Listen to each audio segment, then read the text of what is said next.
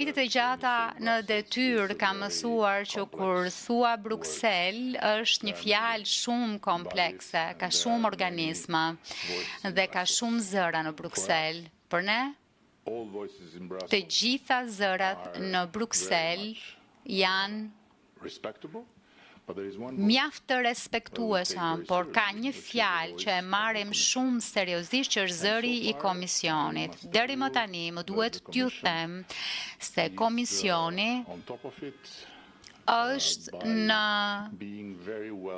krye të gjithçkaje, duke qenë shumë i mirë informuar, bazuar në fakte. Dhe arsyeja pse them gjithmonë, gjysmë për një kohë të gjatë, që në këtë botë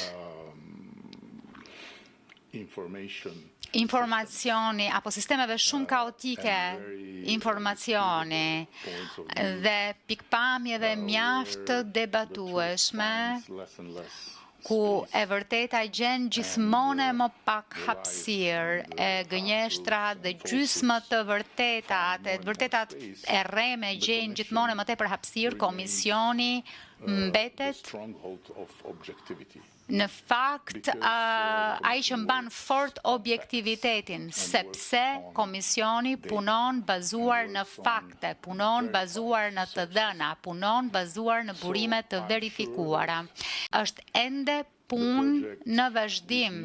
Projekti nuk është askund, nuk mund të jetë askund dërimtar sepse nuk është finalizuar. Dhe vlerësimi i ndikimit në mjedis është në proces e sipër. Gjithçka po bëhet sipas rregullave. Përmendja e emrave nuk është diçka që na ndihmon për të shkuar tek e vërteta. Dhe kur them sipas rregullave, ka vetëm një libër rregullash që vlen për ne, që është libri i rregullave të standardeve të antarësimit dhe libri i rregullave të Komisionit të Bashkimit Evropian. Pra, ideja që Shqipëria do të vazhdonte përpara me diçka që nuk do të ishte në përputhje të plotë me librin e shenjtë